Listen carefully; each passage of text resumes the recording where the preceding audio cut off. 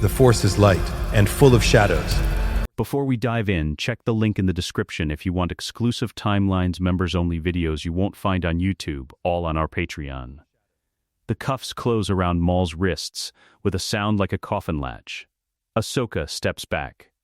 The former Sith Lord kneels in the wreckage of Mandalore's throne room, armor cracked, breathing ragged, stripped of both sabers. And he looks up at her with those yellow eyes, and he smiles.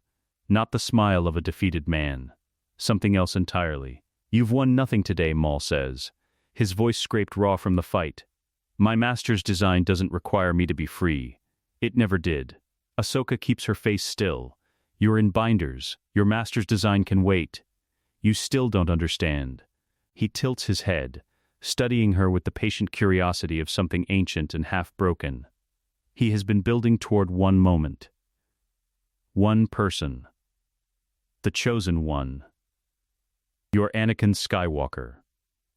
A long pause, deliberate as a blade. Everything you have suffered.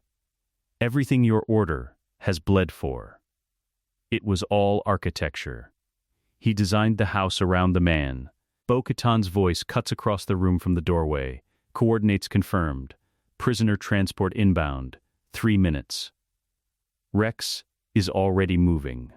The war doesn't stop because Maul said something that made Ahsoka's chest go cold. She doesn't answer him. She turns and walks away. She doesn't stop walking for 6 hours. The transport she commandeers is a Republic courier vessel, small, fast, built for dispatches rather than passengers. She files no debrief request. She sends Rex a single encrypted message, heading to Coruscant. Don't follow. She doesn't sleep. She sits in the co-pilot seat with her knees pulled up and watches hyperspace blur past the viewports in long white streaks. And she tries, very hard, not to think. She fails. He has been building toward one moment. Anakin? She keeps arriving at Anakin. Not with alarm, not at first, with the particular texture of a Padawan's worry that never fully fades no matter how much distance you put between yourself and the temple. She knows what Anakin looks like when something is eating him alive. She's watched him fight it her entire life. And Maul's words don't land as revelation so much as confirmation of a shape she's been sensing at the edge of her awareness for months. Something designed, not accidental, surrounding the man she trained under like scaffolding around a building that hasn't fallen yet. The courier drops out of hyperspace above Coruscant at the edge of the city planet's glittering night side. She should file her report. She should find Plo Koon or Yoda or anyone senior and explain what happened on Mandalore, what Maul said, what she suspects. She should follow procedure. She asks the docking computer for Anakin's last registered location and flies toward the temple. The hangar bay is quiet in the way that means trouble. 2 temple guards move with the fast, purposeful steps of people who've been given orders they don't fully understand. A council aide crosses the bay at something just short of a run, a data scroll clutched to her chest. 3 maintenance workers have stopped pretending to work on a Delta 7 and stand in a cluster, speaking low, watching the corridor that leads to the upper chambers. Ahsoka lands, powers down, and scans the bay before she opens the hatch. She finds him by the far wall. Anakin is sitting on a supply crate near the bay's secondary exit, alone, no cloak, saber resting across his knees. Not meditating. She knows what Anakin meditating looks like. This is something different. His jaw is set. His eyes are fixed on a point approximately 3 meters in front of him that has nothing in it. There are shadows under those eyes that weren't there the last time she saw his face, 3 months ago, and his hands around the lightsaber hilt aren't loose. They're gripping. She crosses the bay toward him, keeps her footsteps quiet without planning to. "Miss me?" she says. He looks up. The joke dissolves. Whatever she'd expected, relief, irritation, the familiar older brother scoff, it isn't there. What's there instead is worse. His eyes find her face, and something in them fractures just slightly, the way a hull fractures before it gives, and he looks back down at the saber in his hands.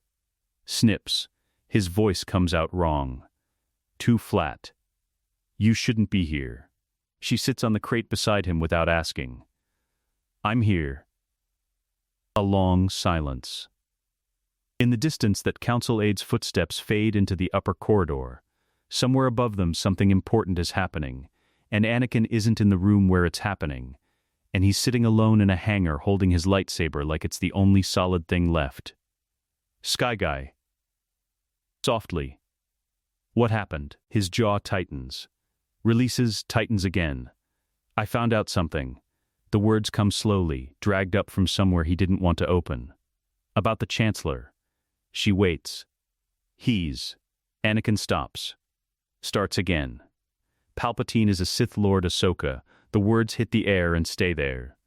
He's been one this whole time. The whole war. All of it. His hand runs across the back of his neck, rough, like he's trying to scrub something off. I've known him since I was 9 years old.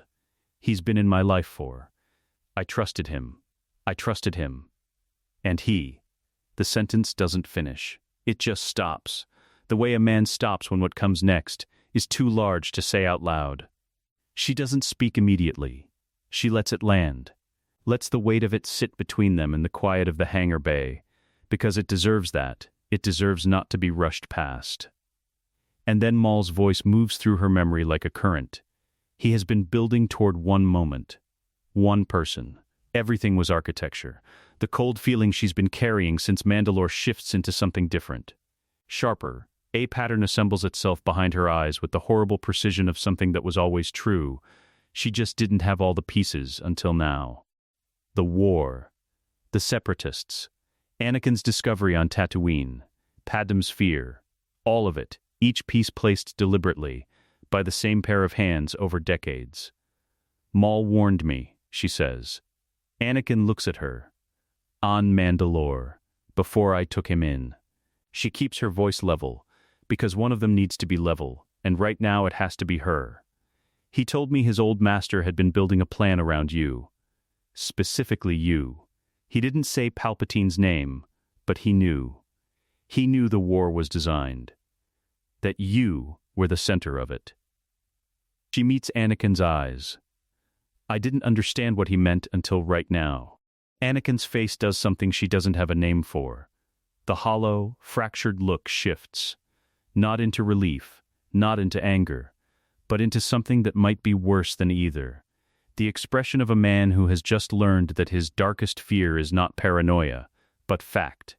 That he was not losing his mind. That he was, precisely and deliberately, the target. The whole war, he says again. Quietly, almost to himself. You're not crazy, Ahsoka says. You're not broken. You were hunted, Anakin, from the time you were a child. She feels the fury in her own chest even as she keeps it out of her voice. That's different, and it matters that it's different. He's very still for a moment. Then his hands, finally, loosen their grip on the saber. Not all the way, but slightly. The fracture behind his eyes doesn't close, but it steadies. She puts her hand on his arm, the way she used to when she was 16 and frightened, and needed him to know she wasn't leaving, and she reverses it now with the full weight of everything that's happened since.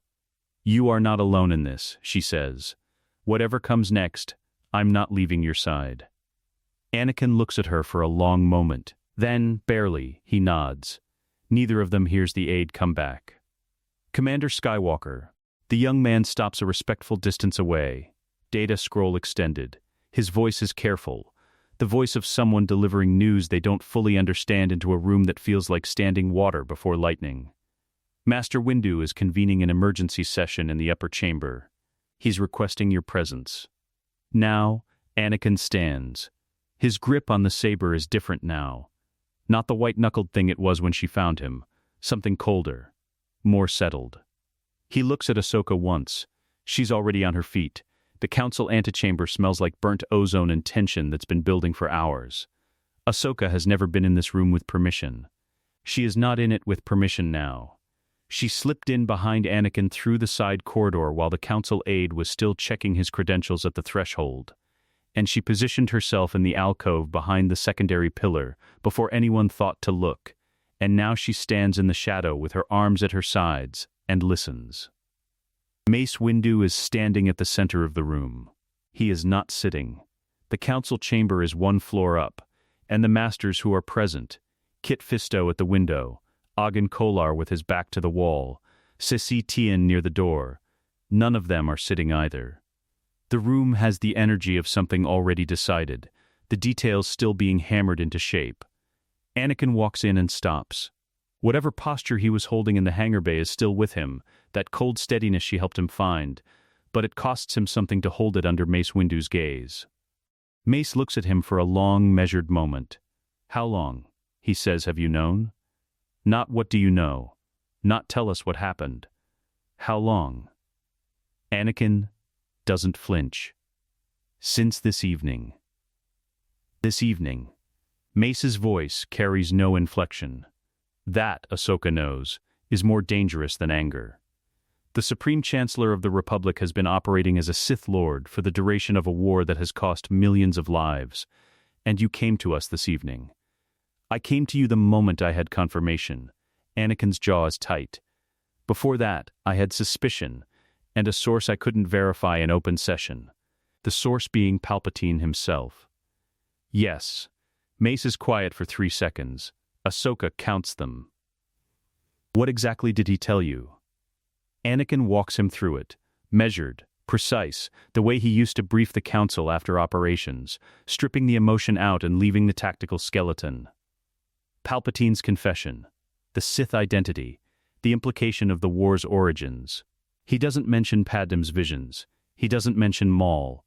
He gives Mace the architecture without the personal cost, and Ahsoka watches Mace receive it the same way, scanning for gaps, for inconsistencies, for the shape of what isn't being said. Kit Fisto speaks from the window. You believe him. I do.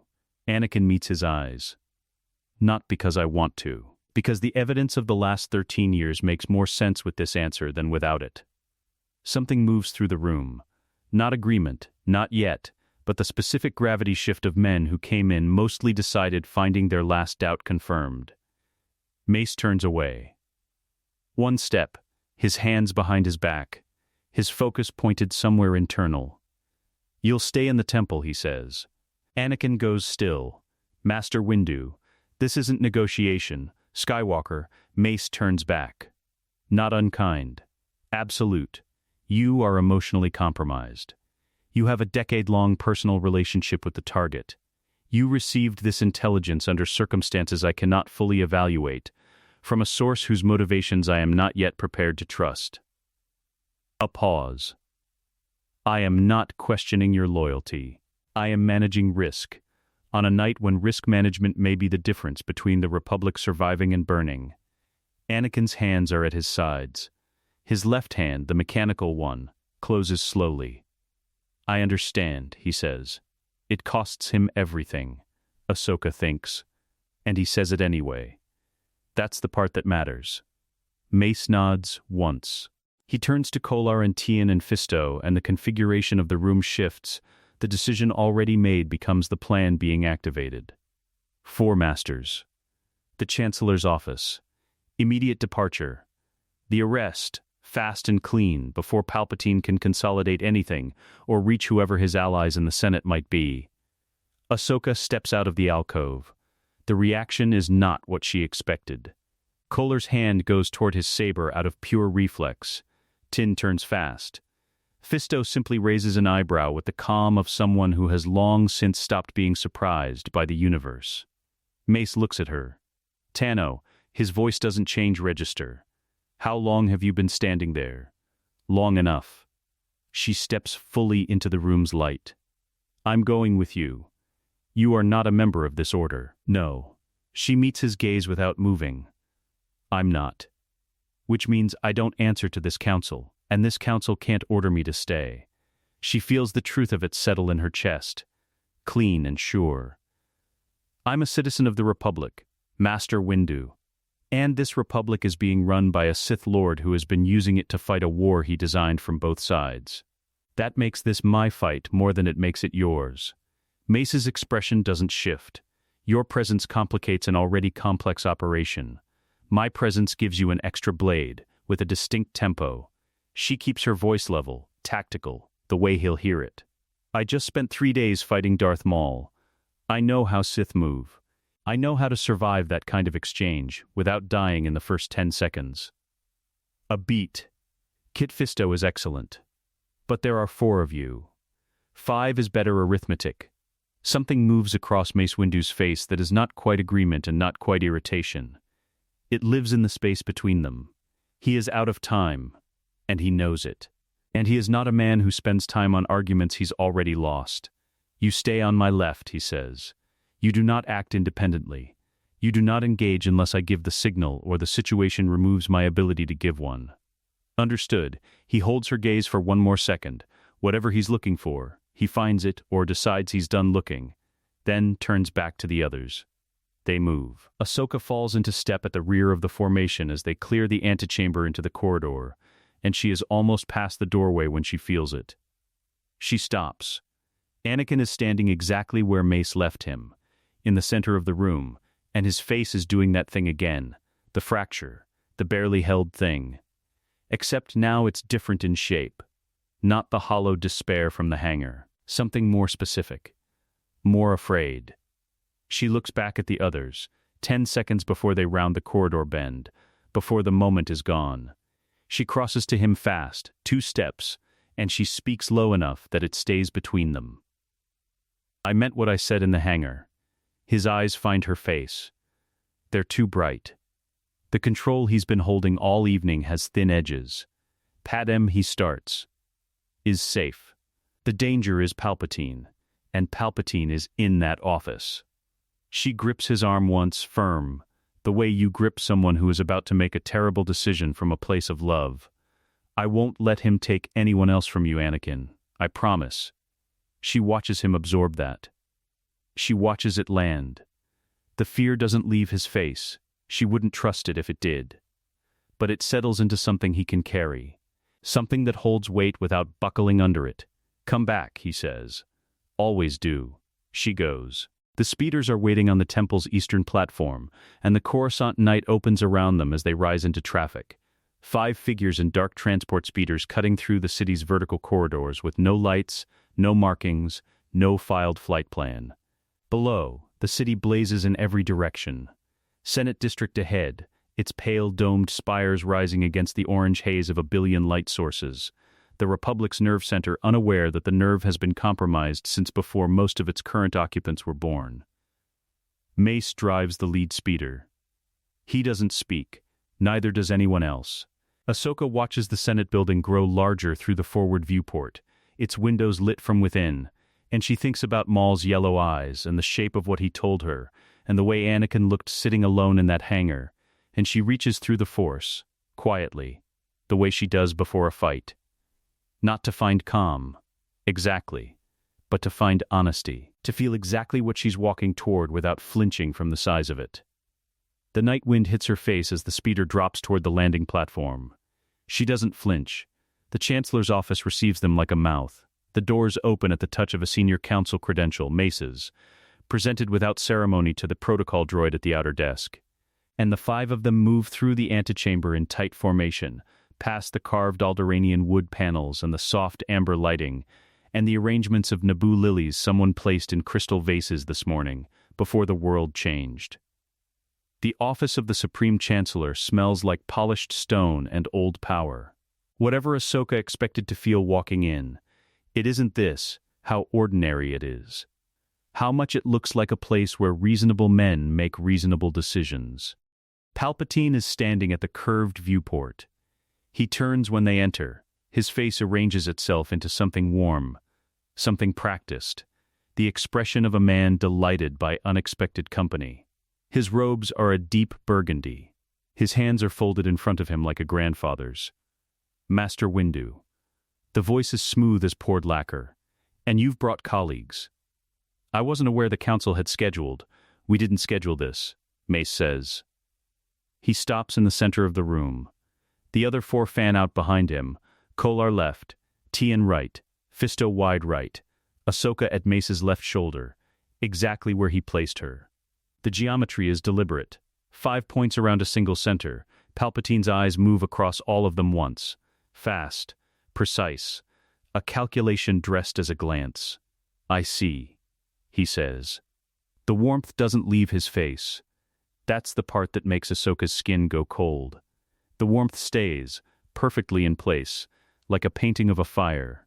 Sheev Palpatine, Mace says, and his voice drops into something Ahsoka has never heard from him before. Absolute, irrevocable, a door closing on the last exit. You are under arrest by authority of the Jedi Council on behalf of the Galactic Senate for conspiracy, treason, and the practice of the Sith arts. A beat of silence. Palpatine tilts his head. Then he smiles, and it's a different smile entirely. And every hair on Ahsoka's body stands up. Master Windu, he says, softer now, almost gentle. I'm afraid you are outmatched. He moves before the last word ends. There is no dramatic reach for a weapon, no declaration, no moment of theatrical transition. One instant Palpatine is standing at his viewport, and the next he is crossing the room at a speed that doesn't belong to a man his age, his body low, his right hand producing a lightsaber from the burgundy sleeve as if it materialized there, crimson blade igniting mid-stride, and the sound of it, that particular hiss, red-edged, hungry, fills the room like a pressure change. Aegon Kolar is the closest. He brings his saber up. He is fast, genuinely fast, a duelist with 30 years of the Force behind every reflex. And it doesn't matter. Sidious is through his guard in one motion, a diagonal cut that Kolar doesn't fully track until it's already completed, and Kolar drops without a sound. Sisitian ignites and steps forward to fill the gap. He manages 2 exchanges, real exchanges, blade to blade. His footwork impeccable, his angles precise, and then Sidious shifts tempo without warning. Something in the rhythm of his attacks doubling and then halving in the space of a single breath. And Tian's riposte lands on empty air, and the counter lands on him. He goes down. 4 seconds. 2 Masters of the Order. Gone, Ahsoka has been moving since the first motion. She doesn't go for Sidious directly. She goes wide, right, along the curved wall, her 2 blades out and angled low, and she force vaults off the side of the Chancellor's desk, and comes down on his flank from above. Not a killing strike. A demand on his attention. He has to redirect, has to split his focus for the half-second it takes to deflect her trailing blade with his offhand. And in that half-second Mace is already inside his reach with Vapad's first crushing sequence. Sidious peels back. Kit Fisto presses the gap, his style fluid and unpredictable, the aquatic heritage of his training making his footwork almost impossible to model. He survives longer than Teen and Kolar combined. A full exchange. Then another. His blade catching Sidious's at an angle that buys Mace another step forward. Sidious looks at him. 1 precise thrust. Fisto deflects it 3/4 of the way, and then his back foot slips on something. A data scroll, dislodged from the desk in the first collision, paper-thin and frictionless on the polished floor, and the angle opens for a 1/4 second. It's enough. Fisto hits the ground. His blade sputters out. And then there are 2. Ahsoka doesn't think. Thinking is too slow for this. She operates on a stratum below thought, the space where 12 years of training live, the muscle and force instinct that Anakin spent years burning into her until it was automatic as breathing. She is a wasp. That's what it feels like. She has no illusions about what a stand-up duel with Darth Sidious means. She watched him remove 2 experienced masters in the time it took her to cross the room. She is not here to beat him. She is here to make him spend resources he wants to spend on Mace. She darts inside his range, forces a deflection, peels back before he can commit to a counter. She uses the walls.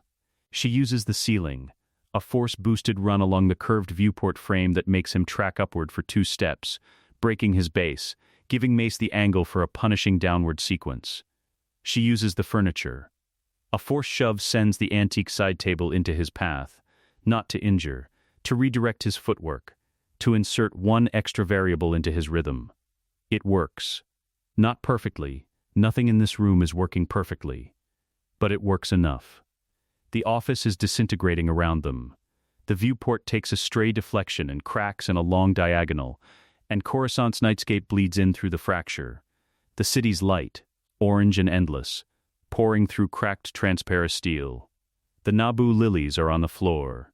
One of the carved panels has a lightsaber score across it 3 meters long. The warm amber lighting flickers twice as something in the office's power system objects to what's happening. Sidious is breathing harder than he was. Good. Mace doesn't give him air. Vapad is not a style designed for elegance. It is designed to absorb and return, to take an opponent's aggression and double it back, to turn the darkness in the room into fuel for the man wielding it. Ahsoka has never stood this close to Mace in combat before.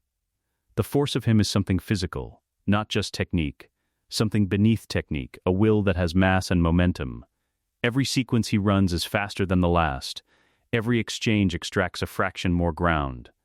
Sidious gives it. Slowly, deliberately, but he gives it. His back reaches the edge of the viewport. His feet find the curved floor-to-ceiling frame and he has nowhere left to retreat without breaking through the glass entirely, and Mace's blade comes down in the final Vapad sequence, precise, conclusive, the end of an argument, and catches Sidious's saber at the crossguard and twists. The crimson blade clatters across the floor. Sidious stands disarmed. He is breathing. His hood has fallen back. The face beneath it is not the face of the grandfather who greeted them at the door. It is something older and colder and meaner. The architecture of the man stripped of the performance. His yellow eyes, fully lit now, move from Mace's blade at his throat across to Ahsoka, and then back. He does not look afraid. He looks like a man checking something. His eyes cut, briefly, barely, a flick of attention, to the desk behind Ahsoka. The console at its center, the dark surface with its ordinary-looking cluster of controls. He looks away again, immediately. His expression doesn't change. Ahsoka's eyes move to the console. Stay there for a half-second. The surface is dark and inert, and means nothing she can name.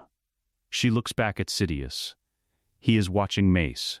His hands are at his sides. His breathing is slowing. He is not afraid. She doesn't know why that is the thing that frightens her most, out of everything in this room. But it is. The meditation chamber is the quietest room in the Jedi Temple. Anakin hates it tonight. He sits on the low stone bench at the room's center with his elbows on his knees and his hands clasped in front of him, and he stares at the floor, and the quiet presses in from every direction like something with weight. The Force is everywhere in this room. It lives in the walls here, in the stone that 10,000 years of Jedi have moved through and breathed in and died for. And tonight it feels less like a presence and more like a mirror. Everything he brings in it shows back. He stands up, sits back down. His comm is in his left hand. Dark screen. No new signal. He puts it on the bench beside him and looks at it for approximately 4 seconds, then picks it back up. The voice comes, as it always does, when he is most alone. Not out loud. It never comes out loud anymore. It lives in the register just below hearing, in the frequency where memory and desire and fear all occupy the same frequency. He has heard Palpatine's voice in this register for 15 years. He didn't know until tonight what that meant. The Jedi will never help you, Anakin. Their code forbids it. Their compassion is a performance for the Senate record. He knows, intellectually, that it isn't real. Palpatine is in the Senate building with 4 Jedi Masters and Ahsoka, and he is here, and whatever he is hearing is his own mind running an old recording. He knows that. It doesn't help. She is going to die. You have seen it. You have seen how it ends. And they are asking you to sit in a stone room and wait. Stop, he says out loud to an empty chamber. The echo comes back to him off the curved walls. He is on his feet again without deciding to stand. The room is small, 8 steps across, 10 the other way, and he covers it twice before he catches himself and makes himself stop at the window. Coruscant glitters below in every direction. From this height, the city is almost beautiful, the light uniform enough to blur the poverty and the machinery and the million quiet tragedies underneath. Somewhere in that grid of light, Padme is in her apartment, safe, unaware of what this evening is. Mace Windu will kill him. The voice shifts, finds a new angle. He'll call it justice. He'll call it necessity. And everything Palpatine promised you dies with him. Anakin's hand finds his lightsaber hilt, not drawing it, just finding it. The familiar weight. He stands at the window and tries to examine the thought honestly, the way Obi-Wan taught him. Hold it at arm's length. Anakin, look at it from the outside. And he finds, when he does, that the thought is not entirely his. It's dressed in his vocabulary. It uses his fears as raw material. But the architecture underneath, the way it consistently arrives at you must act alone. You cannot trust them. The only answer is you. That architecture was built by someone else. Over years. Over so many years he never noticed the construction. He thinks of Ahsoka's voice in the hangar. You were hunted, Anakin, from the time you were a child. The meditation chamber is quiet around him. He thinks about what it means that the man who shaped his life, who placed himself at the center of Anakin's every significant decision, who has been the one consistent voice in 15 years of chaos, that this man is the source of the voice he is hearing right now. He thinks about what it means that the voice always wants him alone, always wants him moving, always wants him deciding in the dark without anyone beside him. He thinks about Ahsoka's hand on his arm. I won't let him take anyone else from you. The voice in his head does not have an answer for Ahsoka. He notices that. He sits with it for a moment. The specific silence where Palpatine's voice has no counter, no reframe, no new angle, and he feels the first solid thing he has felt in hours settle under his feet like bedrock. She is there. She is in that office, as promised, as chosen, freely, because she is the person she is. And she is not alone. And neither is he. And the only thing that has ever been true about Anakin Skywalker that was actually his own, and not engineered, is the people he loves. He picks up his comm. He stares at it. He puts it down. 17 minutes pass. He knows exactly how many because he counts them. Something to do with the part of his mind that won't be still. And at the end of the 17th minute, in the complete absence of any signal, any update, any confirmation that the thing is done and everyone is alive, the bedrock under his feet develops a crack. It starts small. A question. What if something went wrong? Reasonable, tactical, the kind of thing any commander would consider. The crack widens. What if Sidious anticipated it? What if there are guards he didn't know about? What if Ahsoka is hurt? What if Mace underestimated him? Mace who has never faced a Sith Lord this powerful. Mace who is brilliant and absolute, and has never in his life been in the specific room that Anakin has been in, living in proximity to this man, watching how he operates when cornered. He is standing at the door of the meditation chamber. He doesn't remember crossing the room. His comm is in his hand again. Still dark. He thinks of Ahsoka on the floor of that office. Because the fear has gotten specific now, it has put her face on the worst version, and something in his chest does what it always does when the people he loves are in danger, which is override everything else he knows. He clips the comm to his belt. He pulls up his hood. He is running before he has finished deciding to move. The temple speeder bay smells like engine coolant and ion exhaust, and the bike he takes is not signed out, and he doesn't file a flight plan, and he is in Coruscant's lower traffic stream inside 90 seconds, the city opening around him in vertical canyons of light. He opens the throttle. The Senate district is 12 kilometers as the speeder flies, and he covers the first 4 in a straight line before the Republic traffic net registers an unidentified craft running without transponder and sends 2 CSF patrol speeders to intercept. They come in from above, lights strobing, a mechanical voice ordering him to reduce speed and identify.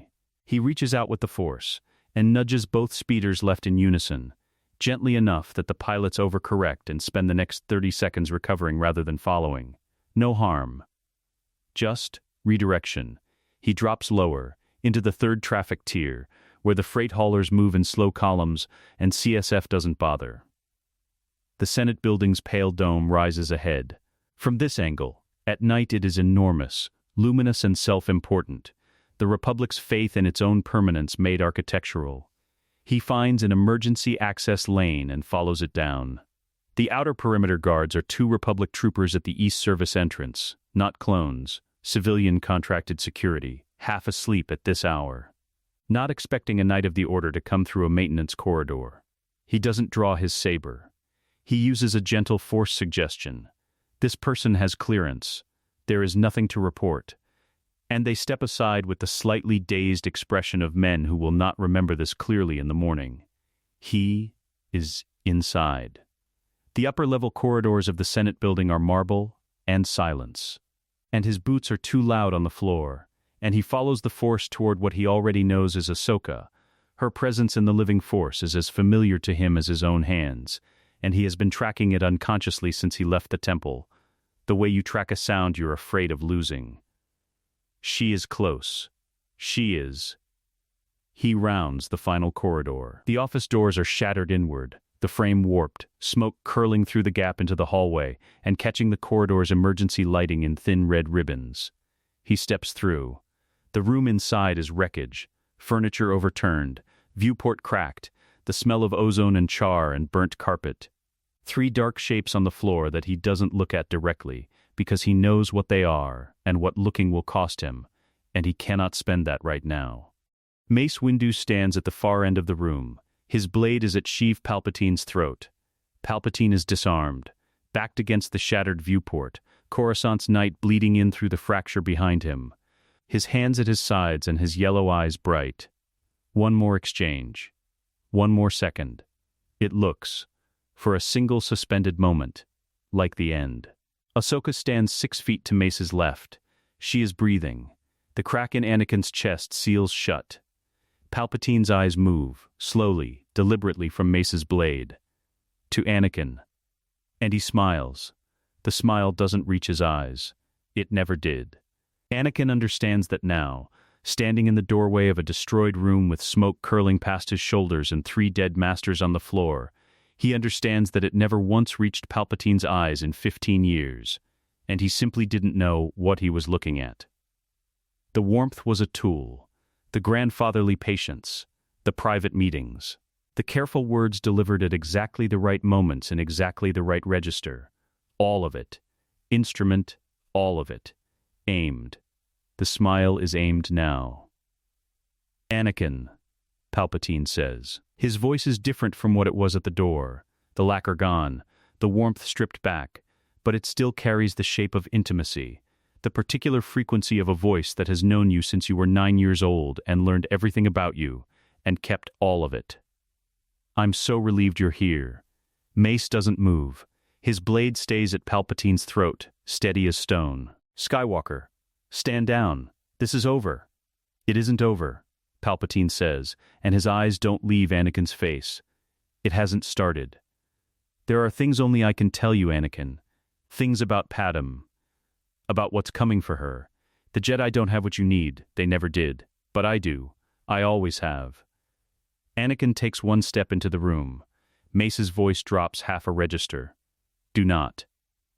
Anakin stops. He is looking at Palpatine and he is cataloging everything he sees.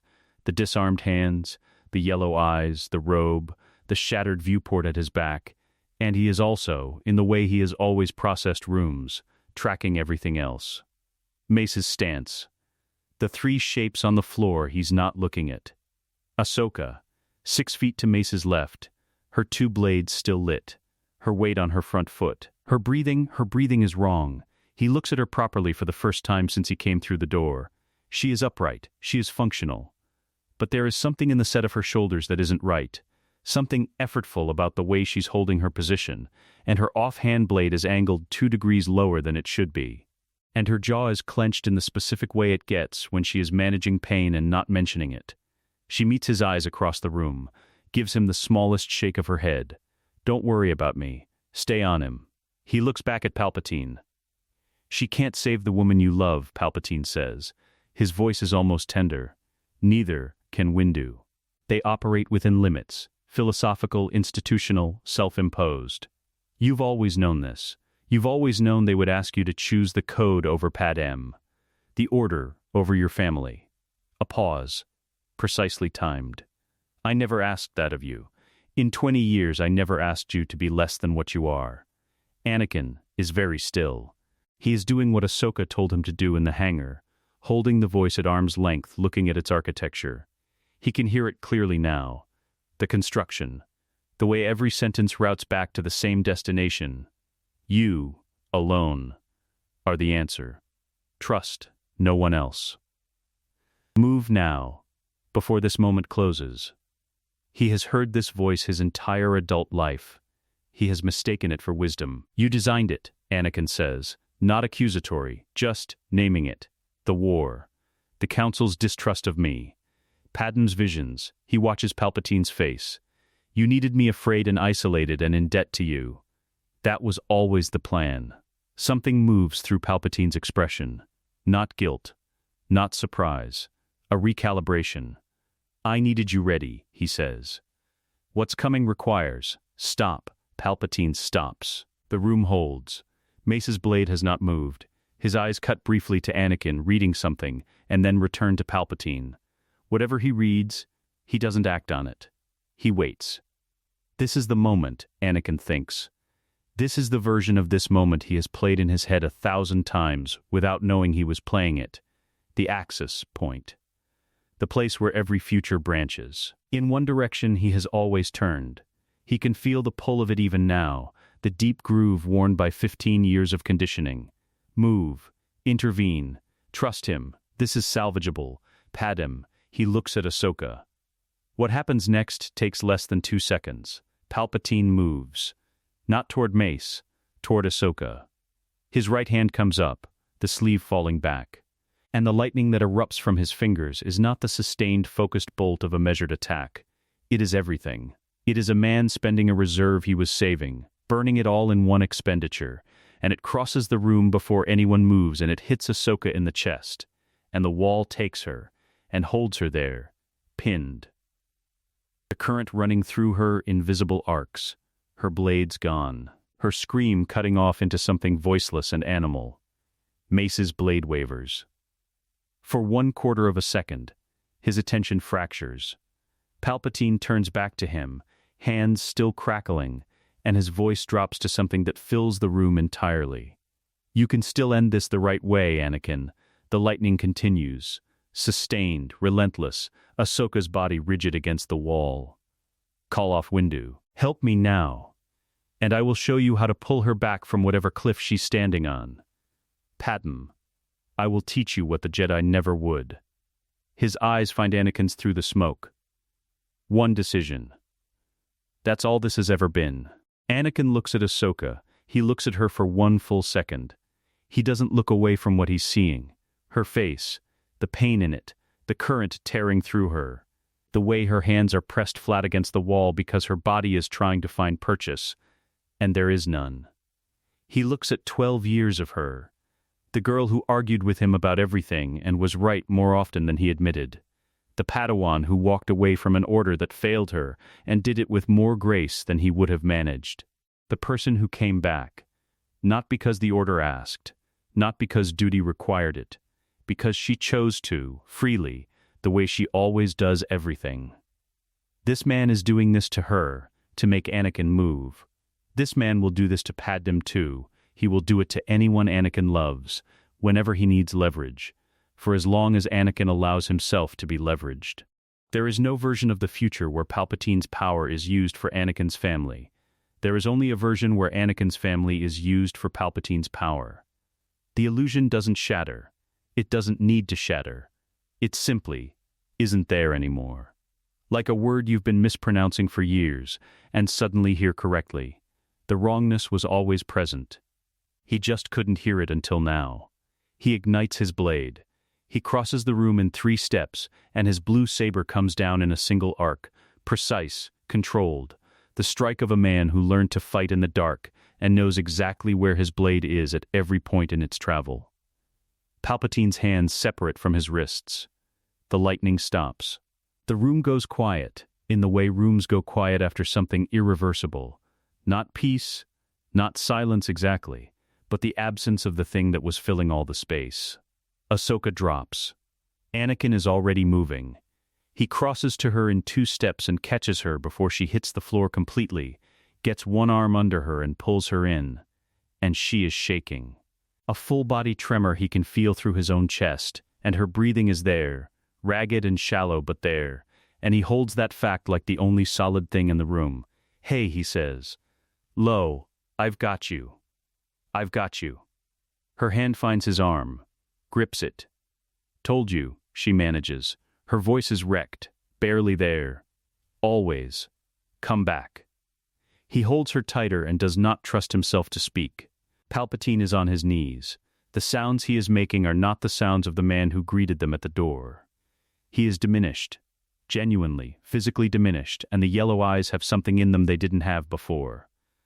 Not fear. Not quite. But the first acknowledgement that the room has changed in a way he did not account for. Mace stands over him. He looks at Anakin. At Ahsoka. At the blue blade still lit in Anakin's hand, the precise cut, the deliberate choice of maiming over execution. Something moves through Mace Windu's face. Not suspicion. The shape of what it is takes a moment to resolve. And then it does. It is recognition. He reaches into his robe and produces a set of binders. He crouches. He locks them around what remains of Palpatine's wrists without ceremony, without words, without looking away from the task. The room breathes. Outside the fractured viewport, Coruscant's night continues. Indifferent, blazing, enormous, entirely unaware that something has just changed inside it that cannot be unchanged. Ahsoka's trembling is slowing. She hasn't let go of Anakin's arm. He doesn't ask her to. The binders close, and Palpatine makes a sound that is almost a laugh. It comes out broken, air through a damaged instrument, but the shape of it is unmistakable. Not hysteria, not desperation. The sound of a man who has just watched something go wrong and found, somewhere beneath the pain and the ruin of his hands, that he is still not afraid. Mace straightens from the crouch. The binders are locked. The Sith Lord who ran the Republic for over a decade kneels on the floor of his own office in his own ruined robes, and he looks up at Mace Windu with yellow eyes, and he smiles through the agony. It is the worst thing in the room. Worse than the three shapes on the floor Anakin is still not looking at. Worse than the fractured viewport, the smoke, the smell of burnt carpet and ozone and something underneath both that Ahsoka doesn't have a name for. The smile is worse than all of it, because it belongs to a man who has already lost everything visible and is still holding something back. "You think this is over," Palpatine says. His voice is thin now, breath ragged, but the precision in it hasn't gone anywhere. "You've been thinking in terms of this room. This moment." A pause that costs him something physical, his jaw tight against whatever his wrists are doing to him. "I've been thinking in terms of decades." "Quiet," Mace says. Palpatine is quiet. The smile stays. Ahsoka is on her feet, barely, adrenaline doing most of the structural work her legs should be doing, and she is watching the room the way she learned to watch rooms on Mandalore, which is to say she is watching everything except the thing everyone else is watching. Mace watching Palpatine. Anakin beside her, close, a warmth in the Force she is leaning on without meaning to. The three fallen masters on the floor. The desk. She looks at the desk. The console surface is dark, has been dark since she first saw it, since Sidious's eyes cut to it during the duel and cut away again immediately. She has been carrying that image for the last 20 minutes without knowing what to do with it, a detail without a context, and she is still looking at it when the doors blow open. They come in fast. 6 troopers through the main entrance, 4 more through the side corridor access, red and white armor catching the emergency lighting as they fan into the room in a breach pattern. Practiced. Coordinated. The muscle memory of soldiers who have run this configuration 1,000 times. Coruscant Guard. Senate District Shock Troops. The Chancellor's own. Commander Fox is at the point. Ahsoka has seen Fox before, clone commander briefings during the war, a face she knows the way she knows most of the commanders, which is professionally, by reputation. His armor is the deep red of the Guard, the Senate crest on his pauldron, his DC-15 held at low ready. He moves into the room with the clipped efficiency of a man executing orders he received approximately 45 seconds ago from a source she now understands completely. He stops. His helmet turns, scanning, processing, the visor moving across Palpatine kneeling on the floor, across the binders, across Mace, across Anakin, across her. Something happens in the set of his shoulders that she will think about later, when she has time to think about things. His head tilts. Just slightly. Just for a half second. The way a man's head tilts when he is hearing two things at once and cannot reconcile them. Then it stops. His rifle comes up. Jedi. Stand down. Release the Chancellor. Commander Fox. Mace's voice carries no alarm. Stand your men down. The Chancellor is under arrest on charges of high treason. You have no jurisdiction here. Release the Chancellor, Fox says again. The same cadence. The same words. Not a negotiating position.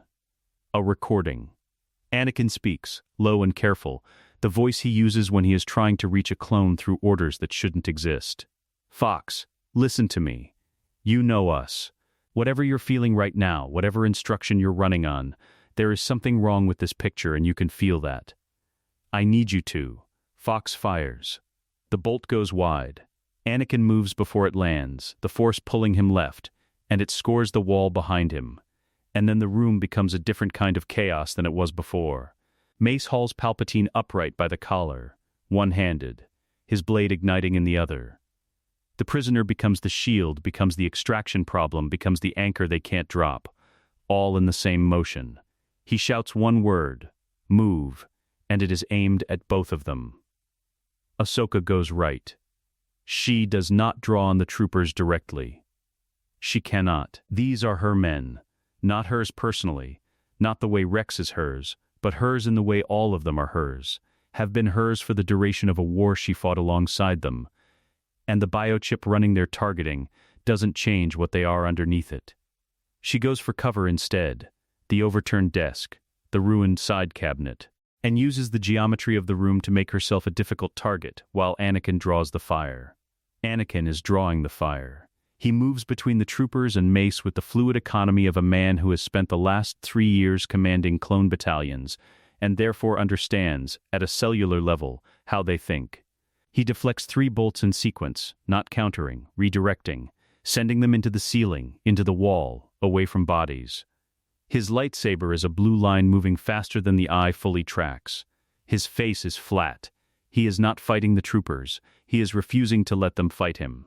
A trooper comes around the desk at Ahsoka from the side corridor. She catches his rifle arm at the wrist, uses his own momentum to spin him, applies pressure at the elbow joint until the rifle drops. Not a killing move. An ending move. He goes down. She steps over him. Another comes through the main entrance gap while Fox redirects 2 more toward Mace. Ahsoka Force shoves him into the wall, controlled, calibrated. Enough to take him out of the fight without taking him out of the world, and he slides down to the floor and stays there. There are more coming. Anakin says, not panicked. Informational Mace, Palpatine's collar still in his fist, is already at the side corridor access. Then we leave now. He needs medical. Ahsoka nods at Palpatine. Not concern. Tactical, he passes out. He's dead weight. He's already dead weight. Mace looks at Palpatine. Walk. Palpatine walks. His face is white with pain and the smile is finally gone, replaced by something older and harder that is not quite human. But he walks. Fox's voice comes through the room as they reach the corridor. All units. They're moving through the east corridor. Cut off the executive elevator. Ahsoka glances at Anakin as they move. He's still in there, she says. Quiet. Just for him. Anakin doesn't look back. I know. Whatever's running him isn't him. I know that too. His jaw is set. She knows that look. The helplessness dressed as resolve. The thing he does when there is a correct answer, and the correct answer involves not saving someone he could save. We stop this at the source. We get Palpatine out. Then we fix the source. She nods. That's the answer. She knew it was the answer before she asked. She needed to hear him say it. The corridor ahead is marble and emergency lighting and the distant sound of more boots. Mace doesn't slow. Options. Executive elevator is cut off, Anakin says. Service stairs, sub-level 3, connects to the Senate Rotunda. From there we can reach the plaza. They'll have the plaza covered inside 4 minutes. Then we have 3.5. He looks at Ahsoka. The old shorthand passes between them, the one they built across 4 years of impossible situations, the one that doesn't need words. You go high, I go low, we meet in the middle and improvise the rest. She is already moving. Behind them, Fox's voice fills the corridor again, clipped, mechanical, the cadence of a man executing a program, and underneath it, barely, something that might be his real voice trying to surface through the static. She doesn't let herself think about that. She can't afford it yet. She runs. The service stairs smell like recycled air and old Durasteel, and their boots are too loud on every step. Mace takes the lead with Palpatine, one hand locked on the binders, his blade lit and angled back along the corridor behind them, his pace calibrated to the fastest speed at which a maimed, restrained prisoner can move without being dragged. Palpatine moves. He doesn't resist, doesn't slow deliberately, and that is somehow worse than if he did. A man who has decided that cooperation costs him nothing right now, who is running a calculation Ahsoka can't read, waiting on something she can't see. She stops thinking about him and focuses on the stairs. Sub-level 2. Sub-level 3. The lighting shifts from marble corridor warm to the flat utility white of infrastructure. The Senate building's public face giving way to the building's actual skeleton, pipes and conduits, and the constant low hum of a power grid that runs a structure built for 5,000 occupants. Anakin is on her right, 2 steps behind, his blade casting blue against the gray walls. She can feel him in the Force, steady, compressed. The state he gets in when he is burning very hot and controlling it very precisely. Sub-level 3 opens into a maintenance junction, 4 corridors branching outward, and Mace stops. "Listen," he says. They listen. Boots, not close yet. 1 level up, maybe 2. Moving fast and organized, the sound of a coordinated sweep rather than a chase. Fox is running a grid pattern. He knows the building. He knows the exits. Rotunda, Anakin says. Mace is already moving. The Senate Rotunda in the middle of the night should be empty. It is not empty. The firefight upstairs, the blown doors, the blaster fire, the emergency alerts that ripple through a building's nervous system before any human administrator can shape the message, has done what emergency alerts always do. It has filled the corridors with people trying to understand what's happening, and some of those people made it to the rotunda before the lockdown engaged. And now 36 senators and staffers and security personnel and 1 very confused protocol droid stand in the rotunda's vast, circular floor, looking at the exits, and at each other with the particular paralysis of civilians caught between conflicting instructions. Ahsoka comes through the maintenance access door at the rotunda's base, and immediately understands the problem. The rotunda is enormous, 60 meters across, the Senate's central circulation space, the room every senator passes through to reach the chamber. The dome overhead is transparent, Coruscant's night sky filtered through it in layers of orange and black. The floor is a single open expanse of polished stone with nowhere to hide and 4 main exits, all of which are about to have Coruscant Guard coming through them. The civilians see the lightsabers first. The reaction is immediate and unhelpful. A surge backward toward the center of the room, voices rising, someone dropping a data case that clatters across the floor and makes everyone flinch. "Nobody move," Anakin says. His voice carries the room. It always has, something in the register, the command frequency he developed across 3 years of being responsible for thousands of people at once. The surge stops. The voices don't stop entirely, but they drop, and the space opens enough to think in. A Pantaran senator near the center finds her voice. "What is happening?" "Who are, Senator?" Ahsoka cuts across the question without apology. "We need everyone against the east wall, not the exits. The wall. Right now, please, I demand to know." "East wall?" Ahsoka says again, and puts enough force calm into her voice that it lands like a hand on a shoulder, and the senator moves, and the people around her move because people in groups move when someone with visible certainty moves first. Mace is already across the floor with Palpatine, heading for the plaza exit on the north side. Ahsoka reads the geometry. Civilians east, north exit ahead, and the west entrance is going to open in approximately 20 seconds because she can hear the boots on the other side of it. "Anakin?" "I see it." The west doors blow open. 8 troopers, Fox at the lead, and the sight lines from the entrance are clear across the whole rotunda, clear to Mace, clear to Palpatine. Clear to the north exit they're 30 meters from reaching. Fox raises his hand. The unit stops. "Last warning," he says. His voice bounces off the dome. "Release the prisoner. Stand down." Ahsoka steps between the troopers and Mace. Her 2 blades come up, crossed in front of her, the Jarkai guard position. The one that says nothing gets through here. And she plants her feet on the polished stone floor and does not move. Anakin steps up beside her. The troopers open fire. The next 40 seconds are the most demanding thing Ahsoka has done since Mandalore. Blaster bolts are not lightsabers. They don't tire. They don't slow. They come in at whatever rate the shooter's fingers move, and from 8 sources simultaneously. And deflecting them in a confined space with 60 civilians on her left requires a level of precision that leaves no margin. She does not return fire. She redirects, angles the deflections toward the ceiling, toward the floor, into the stone at the troopers' feet, where the sparks and scatter are enough to make them break rhythm, without the bolts landing in anyone's chest. Anakin is doing the same thing 4 feet to her right, and their rhythms are complementary without discussion. The call and response timing they built across 4 years of side-by-side combat. The kind of coordination that doesn't come from training so much as from 10,000 hours of trusting someone with your blind spots. She takes a step. He covers the angle she opened. He steps. She fills the gap. It is not elegant. Her chest is still wrong from the lightning. Something deep in the muscles around her sternum that the adrenaline is suppressing, but not fixing. And 2 deflections land badly, skimming off her blade at angles she should have caught cleanly. She stays on her feet. She keeps moving. "Mace," Anakin calls out without turning his head. 10 seconds. Mace calls back. 10 seconds is long.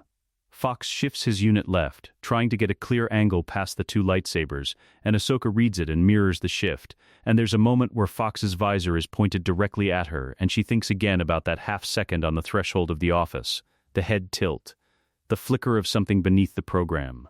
She holds his gaze. She doesn't know if he can see her face from inside the visor. She holds it anyway. "North exit's open," Mace says. "Go," Ahsoka says to Anakin. "Together," he says. "Go." He goes. She buys him the 3 seconds he needs to cross the open floor, holding all 8 firing lines by herself, deflecting on instinct and reflex, and something that is not quite the Force and not quite will, and is probably both. And then she turns and runs. The plaza air hits her like a wall, cool and open after the recycled closeness of the building, the city's nightscape spreading in every direction, speeder lights moving in distant tiers above them. Mace is already at the plaza's north edge, with Palpatine. Anakin is halfway between, waiting, his hand extended. She doesn't take it. She makes her own speed. Behind her, Fox's unit is at the north exit threshold. She doesn't need to look. She can hear the pattern changing, the organized pursuit shifting to a different configuration, the sound of a commander redirecting his unit from chase to containment. Buying time to flank. "The columns," Anakin says. She sees it. The plaza's north colonnade, 12 Durasteel support columns, each a meter wide. The structural connectors between the Senate's main building and the transit causeway that runs above the lower city levels. If the columns go, the causeway drops. The causeway dropping doesn't hurt anyone. It's a transit line, empty at this hour, but it drops across the plaza's north approach like a wall. Anakin looks at her. She looks at him. They both reach out. The Force comes together between them the way it always has, complementary rather than identical, her pull and his push, finding the same structural point in the colonnade's base. And they push, and the columns go in sequence, a sound like the building clearing its throat, and the causeway drops across the plaza approach in a cascade of Durasteel and sparks, and a cloud of old concrete dust. The sound of Fox's unit stops. The plaza is quiet. The 4 of them find a maintenance tunnel 2 levels below the plaza, access corridor for the power lines that run under the Senate district, and Mace pulls Palpatine into it, and stops. And everyone stops. Ahsoka leans against the wall. She puts her hand on her sternum, carefully, pressing against the ache. and she breathes. In, out. The tunnel smells like ozone and old metal, and she has never in her life been so glad of a smell. "You're still hurt," Anakin says. "I'm fine. You're not fine." "I'm present." She opens her eyes. There's a difference. He looks at her for a moment with the expression he gets when he has an argument ready and has decided this isn't the time for it. Mace, back against the opposite wall, prisoner secured, speaks without looking up. "Next time you tell me 5 is better arithmetic, Tano." "You're right." A pause. "Don't say anything." Ahsoka says nothing. But she smiles, just slightly in the dark. The temple receives them like a held breath finally released. They come in through the eastern hangar, the same bay Ahsoka landed in hours ago. Though it feels like something that happened to different people. And the moment the doors seal behind them, the quality of the air changes. Not safe, exactly, but contained. The threat is outside these walls, and inside these walls there are people who are on their side. And that distinction matters more than Ahsoka expected it to. 3 healers are waiting. Someone called ahead. Anakin, she realizes. Somewhere in the chaos of the plaza, he found 30 seconds to send a signal, and they move immediately to Ahsoka with the calm efficiency of people who have triaged war injuries for the duration of a 3-year conflict. She lets them. She does not argue about the sternum, or the numbness still tracking down her left arm, or the fact that the trembling she's been suppressing since the office wall has not entirely stopped. Palpatine is taken in the opposite direction by 4 temple guards. Big ones. The ceremonial kind who turn out not to be ceremonial at all when the situation requires it. He goes without resistance, and the last thing Ahsoka sees of him before the corridor swallows him is the back of his head and the set of his shoulders, and she thinks, not for the first time, that a contained man is not the same thing as a finished problem. Mace goes directly to the upper chamber. Anakin watches him go, then turns to Ahsoka. The healers are doing something to her left arm that she is choosing not to watch. "I need to be in that room," he says.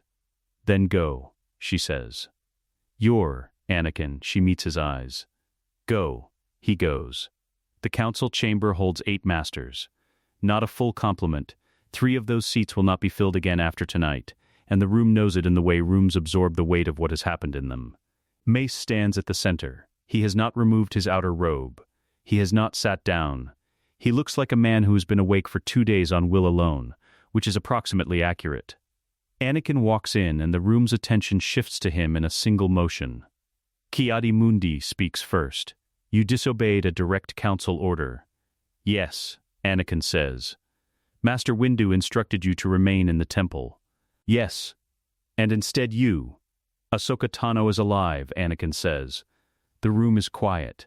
Sidious is in custody. "I disobeyed the order and I would disobey it again. If the council wants to address that after we handle what comes next, I'll be in this room." He looks at Mace. "We have a problem that doesn't wait." Mace holds his gaze for a moment. Then he nods. "Tell them," he says. Anakin tells them.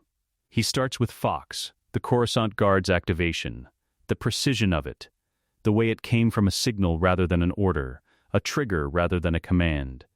He tells them what that means, and he watches the understanding move through the room like a temperature drop.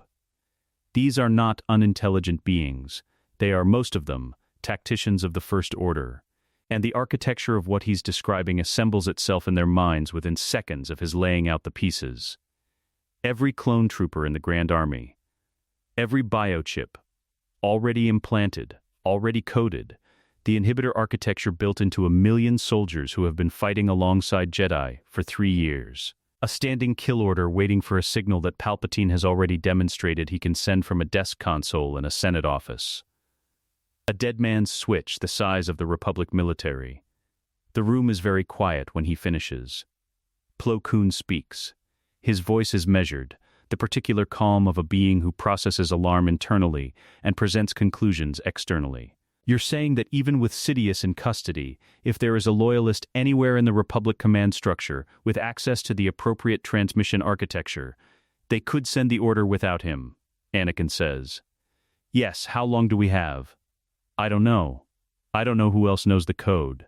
I don't know if Sidious built in a failsafe." something that transmits automatically if he doesn't check in. He pauses. I know we can't assume we have time. Ki Adimundi looks at Mace. Is there a way to interrupt the transmission architecture? Mace looks at Anakin. The temple archives at this hour are lit by the low blue of data terminals left in standby, row after row of them. The accumulated knowledge of the Jedi Order stretching back millennia, most of it currently irrelevant to the problem at hand. What Anakin needs is in a much smaller subset. Republic military engineering, clone army command architecture, Kaminoan biotech integration. He sits at the central research terminal with an archivist he has never spoken to before tonight. A human woman, middle-aged, whose name is Depa or Devra. He catches it wrong the first time and doesn't ask again. And they work. This is the thing most people don't know about Anakin Skywalker. He thinks distantly while his fingers move across the data interface. They know about the flying, the fighting, the raw force ability that makes masters uncomfortable. They don't know about this, the engineering brain that has been running quietly underneath everything else since he was a child taking apart hyperdrive motivators on Tatooine. The part of him that thinks in systems, inputs and outputs, and the points where a system can be interrupted or reversed. He pulls up the Kaminoan developmental records, declassified, or close enough to it that Temple Archive access covers them, and maps the biochip's transmission receiver architecture against what he knows of the Republic's military communication network. The chip receives. It doesn't broadcast. Which means the signal has to reach it. Which means the signal travels through a network. Which means the network has nodes. Here, he says. The archivist leans in. He traces the path. The Order 66 activation code, whatever specific frequency Palpatine uses, would travel from a transmitter through the Republic HoloNet's military subnet, bounce through 3 relay stations, and arrive at every helmet's comm receiver simultaneously. That's how you reach 1 million soldiers at once. You don't send 1 million individual signals. You send one signal to the relay architecture, and let the architecture do the distribution. The relay stations are the answer. Not destroying them, the HoloNet is infrastructure the Republic needs, and going dark on military communications in the middle of a war is its own catastrophe. But the relay stations have maintenance override protocols. Engineer-level access that can, temporarily, filter specific frequency ranges, block a transmission that matches a specific code signature without blocking anything else. Can you get me the maintenance override codes for the 3 military subnet relays? He asks the archivist. She is already typing. I can get you 2 of the 3 from Temple records. The third is Senate Communications Bureau. The first 2 will cascade.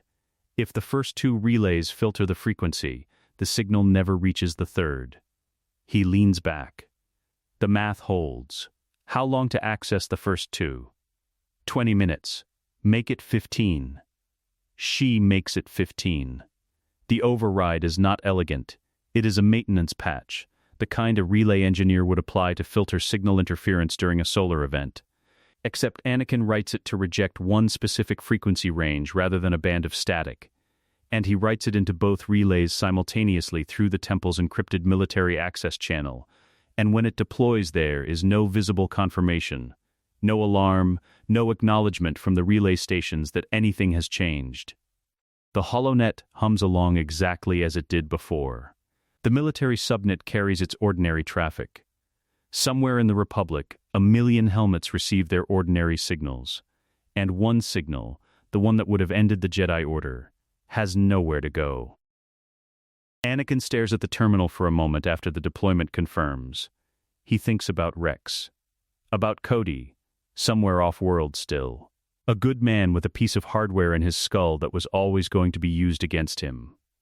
He thinks about Fox who flickered for a half-second in the doorway of Palpatine's office, the real man visible for an instant beneath the compulsion, and he makes a note, somewhere he won't lose it, to make sure that Fox's chip is the first one removed when the medical program starts. There will be a medical program. He will make sure of that personally. The archivist has been quiet for several minutes. He looks up and finds her watching him with an expression he doesn't immediately classify. You knew the architecture, she says. Of the clone command system, you knew where to look.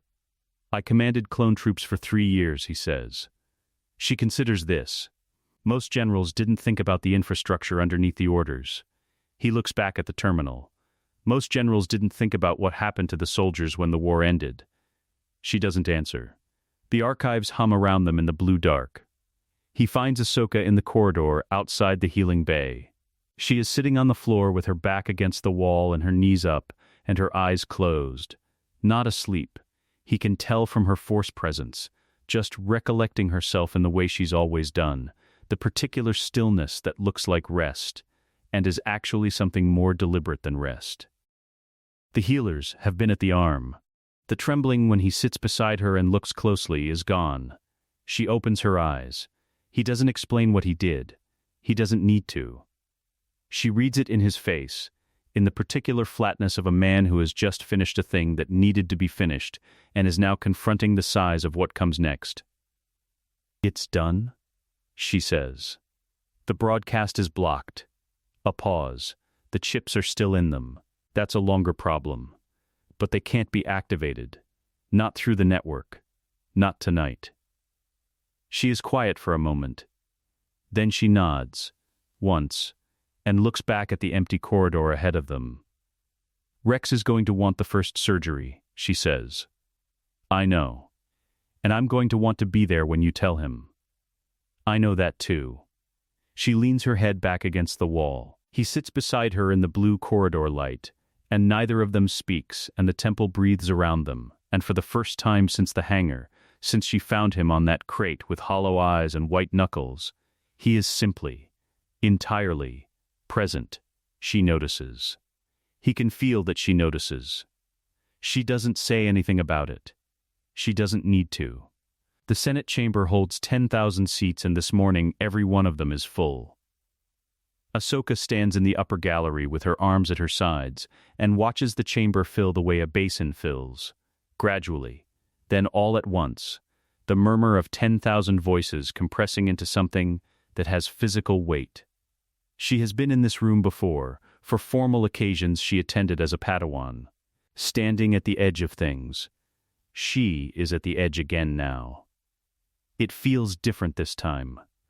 Less like exclusion and more like vantage point. Below, the central platform is empty. It will not be empty for long. They bring him in through the lower access, 4 temple guards, Mace ahead and Anakin behind, and Palpatine between them in the plain restraint garment the healers put him in after treating his wrists. The Chancellor's robes are gone. The burgundy and the gold, and the careful architecture of a man who dressed every morning as a performance of benevolent authority. All of it gone. Replaced by gray medical fabric and the binder's mace locked on him in his own office 12 hours ago. He walks into the Senate chamber of the Galactic Republic, and 10,000 beings see him at once. The sound that moves through the chamber is not a gasp.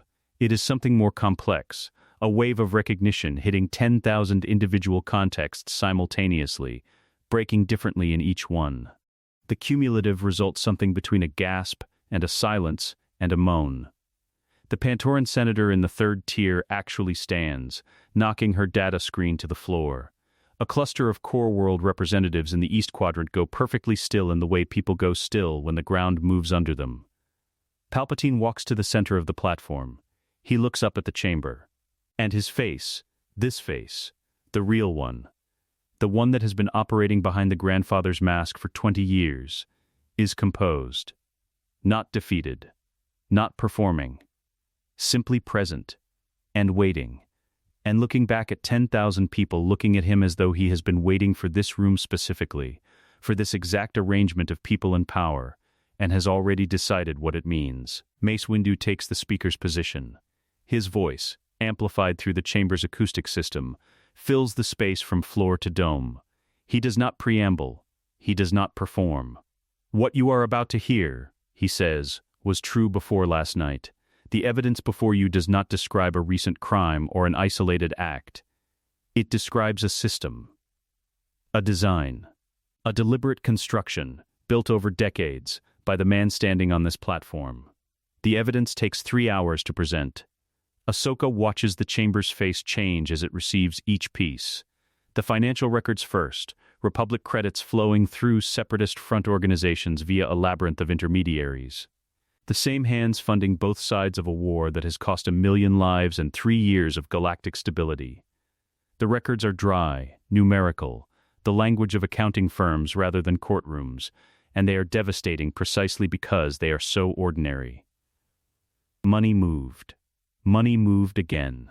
Money arrived at destinations and funded armies, and the paper trail exists because Palpatine was thorough enough to cover his tracks and never imagined anyone would be alive to find them. The Kaminoan contracts come next, not the public ones, the ones the Senate voted on, but the prior contracts, the ones signed before the vote, before the army was discovered, before the separatist crisis that made the army necessary.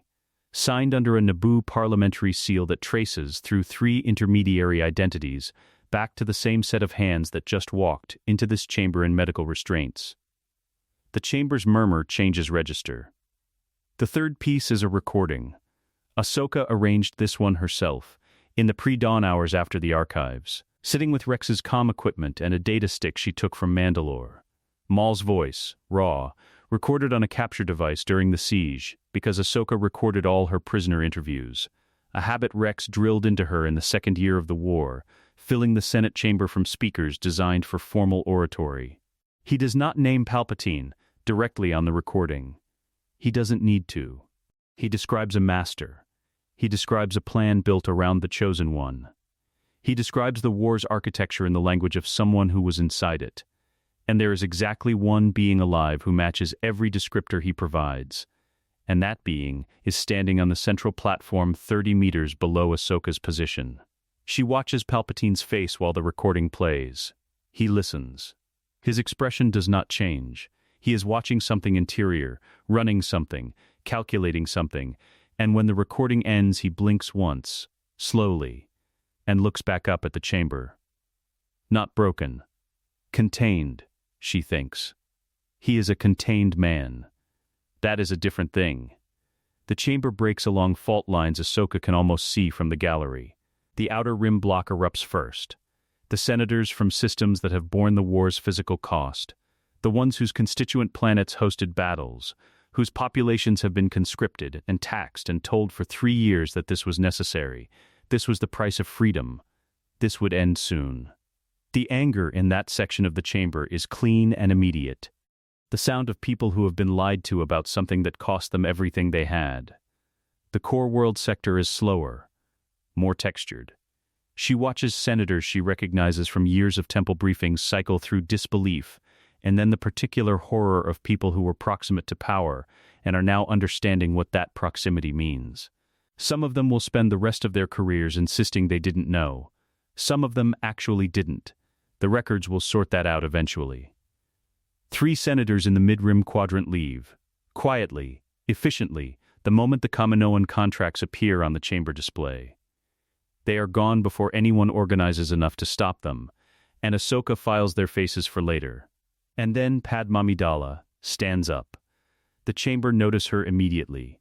This room has a sense for power, for moments, for the person who is about to speak and change the shape of what's happening, and 10,000 beings go quiet in the way they go quiet for very few people. Ahsoka has met Padme twice. She knows her primarily through Anakin, through the way he becomes a different person in proximity to her, quieter and more honest than he allows himself to be anywhere else. She knows her reputation. She is not prepared, entirely, for the reality of the woman who stands at her Senate pod and looks out at the chamber with the specific composure of someone who has been carrying knowledge alone for a very long time and has just been given permission to set it down. She doesn't talk about the war. She doesn't revisit the evidence. She talks about governance, about the 100 small erosions of Senate authority over the last decade, the emergency measures that accreted into permanent powers, the committees disbanded, the oversight mechanisms streamlined, the gradual narrowing of the Republic's decision-making into a single office that was never designed to hold that much authority. She talks about what the Senate is for. She talks about it in the present tense. Then she moves to end the Clone Wars. The motion is formal, structured, prepared. She has been preparing this, Ahsoka realizes, not this morning, not last night, but for months. The language is precise. the cessation of military operations, the return of command authority to a restored Senate committee, the suspension of all emergency chancellor powers pending a full constitutional review. Reparations framework for affected systems. The vote is not unanimous. It is decisive. Ahsoka finds the access corridor backstage while the chamber is still processing the vote. Anakin and Padmé are standing in an alcove off the main service hall, not embracing, not speaking. Just standing close together in the particular way of two people who have spent too long apart and are relearning the proximity, the simple fact of each other's physical presence. Padmé's hand is on his chest. His hand is over hers. Their foreheads are almost touching. Ahsoka stops. She starts to turn back. Anakin says, without looking up, "You don't have to go." She turns back. Padmé looks at her. Her eyes are wet, not crying, not quite, the stage just before. She has been composed for 3 hours in that chamber, and the composure is still there, but thinner now, the seams showing. "Ahsoka," she says. Just the name. The weight she puts in it is enormous. "Senator," Ahsoka says. Padmé shakes her head slightly. "Padmé." A moment. "Padmé," Ahsoka says. Anakin is watching her over Padmé's head with an expression she has never seen on him before, something past relief, past gratitude. The face of a man who came within a breath of losing everything and is still not entirely sure he didn't, and is holding on to the evidence that he didn't with both hands. She gives him a small nod. He closes his eyes. Back in the chamber, Palpatine is being escorted toward the lower exit. He passes directly below the gallery where Ahsoka stands. She looks down. He looks up, not searching, not performing, just the unhurried gaze of a man with nowhere to be and all the time that remains. And for a moment their eyes meet across the vertical space. He says nothing. His face says nothing. The guards move him forward, and the chamber's crowd closes around him, and he is gone. Ahsoka stands at the gallery rail. The Senate chamber buzzes around her, the sound of 10,000 beings beginning the long, disorienting work of revising everything they thought they knew. Below, on the central platform, the evidence is still on the display screens. The numbers. The contracts. Maul's voice, already being clipped and replayed on a dozen Senate aides' data screens. She stays at the rail until the platform empties. Then she goes to find Anakin. They put him 3 levels below the temple's foundation. The vault was not built for this. It was built for artifacts, for relics too dangerous or too fragile for open archive storage. Objects that needed stillness and containment, and the kind of quiet that only comes from stone and distance. Someone in the Order's long history understood that some things required a room designed around the fact of their existence, rather than their use. The vault has that quality. It is a room that knows what it is for. They modify it across 2 days. The force-dampening architecture is the Council's work, Plo Koon and Ki-Adi-Mundi, drawing on suppression techniques developed for exactly the kind of threat no one officially admitted was possible. The restraint systems are Senate engineering, overseen by 3 different committee representatives, who insist on being present for every installation and sign their names to every specification. The result is not elegant. It was not designed to be elegant. It was designed to hold one specific being, indefinitely, at the intersection of institutional authority and Jedi capability, in the only configuration that the Republic and the Order could agree was sufficient for a threat with no clean precedent. Ahsoka goes down to see it once, before the final sealing. The vault is the size of a small meditation chamber. The restraint chair at its center is functional, gray, stripped of anything that could be repurposed or weaponized. The dampening field running through the walls hums at a frequency just below hearing, a pressure against the force rather than a sound. She stands in the doorway for a moment. Then she turns and walks back up to the light. The council convenes on the 3rd morning. Ahsoka is asked to attend. Not summoned, asked, the distinction made explicit in the message Mace sends, which is the most careful piece of language she has ever received from him. She reads it twice, then goes. The chamber looks the same as it always has. The 12 seats in their circle. The morning light through the windows painting the floor in long gold panels. 3 of the seats are empty and will stay that way for now. the Order not yet ready to name replacements for what it has lost. The remaining masters are present and seated when she walks in, and Anakin is already there, standing near the window, not seated because he was not offered a seat and did not ask for one. Mace speaks first. What was accomplished in the last 3 days, he says, was not accomplished by this council. He does not deliver it as self-reproach, exactly. It is a statement of fact, with the particular weight of a man who has spent his life in this room making decisions and is now reckoning, plainly, with the limits of the room. A former Padawan who no longer held rank in this order, and a knight we ordered to stand down were the primary instruments of Palpatine's capture. A pause. The council acknowledges that. Ahsoka waits. We would like to offer you both full reinstatement. Rank restored. Your place in the order, as it should have been. The chamber is quiet. She had expected this. She spent part of the second night thinking about it, sitting on the roof of the eastern tower while Coruscant blinked and hummed below her, working through what she felt about it with the honesty she has learned to bring to things she'd rather not examine. She expected the offer, and she knows her answer, and she is still, standing here in the morning light with 12 masters watching her. Grateful for it in a way she didn't anticipate. Grateful and certain. I'm honored, she says. Genuinely, and I'm saying no.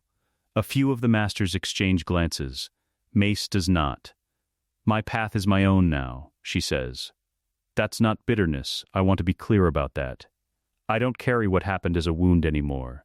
The Order is not my enemy, and it is not my home. She looks around the circle, at faces she has known her entire life, at the institution that raised her and failed her, and that she is now, for the first time, simply looking at without the weight of either love or grief coloring the view. I walk in the light. I'll keep walking in it. I just won't walk in these halls. The silence is not hostile. Mace nods. Once, she looks at Anakin. He has been quiet through her answer, watching her with the expression she has come to recognize over the last 3 days as his honest face, the one underneath the deflection and the performance, and the carefully managed distance he keeps between himself and whatever he actually feels. He is wearing it now. He looks, she thinks, like a man who has just finished carrying something very heavy for a very long distance and set it down, and is still feeling the shape of its absence in his hands. He turns to the council. I'm saying no as well, he says. The chamber stirs. Ki-Adi-Mundi straightens slightly. Plo Koon is very still. Anakin, someone begins. I'm not angry, Anakin says. I'm not leaving because I'm angry. I left because I was angry, once, and I nearly. He stops. Starts again. I'm leaving because I understand something now that I didn't understand before. About what I've been doing. About what I was asked to build my life around. And what it cost. He is not performing this. The words come slowly, chosen carefully, the language of a man who has spent 2 days finding the honest version of something large. I have a family. I've had one for 3 years and I've been living like I didn't, because the code required it and I loved the Order and I couldn't find a way to hold both. A pause. I can hold both, just not from inside these walls. He looks at Mace. I will help you. Whenever you need me. Whatever form that takes, I'll help. The Order matters. What it does matters. But I am done living in a half-life. A breath. I choose to be present.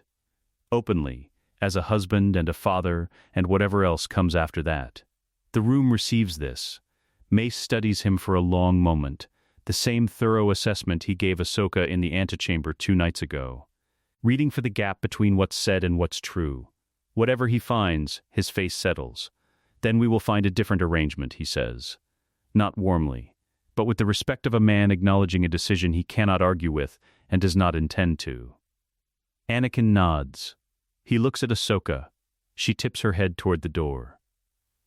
They leave together. The roof of the eastern tower catches the afternoon. Coruscant at this hour, from this height, is almost peaceful. The city's scale large enough to absorb its own noise. The endless grid of light and machinery resolving at sufficient distance into something that resembles quiet. The sun is low over the western districts, painting the towers in amber and long shadow, the dome of the Senate building visible 3 kilometers out. Smaller from up here than it feels from inside. Ahsoka leans on the parapet. Anakin stands beside her. He is not wearing Jedi robes. He left them inside, she realizes, not dramatically, not as a gesture, just left them on the bench in the antechamber the way you leave behind something you've carried long enough. He is in the plain dark clothes underneath, and he looks, improbably, like himself. She knows, he says, not a question. She's known for a while, Ahsoka says. She was waiting for you to know. He is quiet for a moment. The city moves below them, indifferent, enormous, carrying on. I keep thinking about what Palpatine said. In the office. His voice is level. That the Jedi would never help me. That they would always ask me to choose. What do you think now? He considers it honestly. The way he has been considering things these last 3 days, without the defensive speed that used to cover the gap between question and answer. I think he was half right, Anakin says. The Order has limits. Real ones. Things it can't hold. He looks out at the city. But he was the one who built the trap. He designed the choice to be impossible. That's not the Order's fault. A pause. That's not my fault either. She hears what it costs him to say that. The specific weight of a man setting down a version of himself he has been carrying since he was 9 years old. The version that was responsible for everything, that should have seen it coming, that deserved what happened to him because he should have been stronger. She doesn't make it smaller by naming it. She just stands beside him and lets it be true. Below, in the city, a transport rises from a lower tier and banks west toward the Senate district, its running lights catching the late sun. Another follows.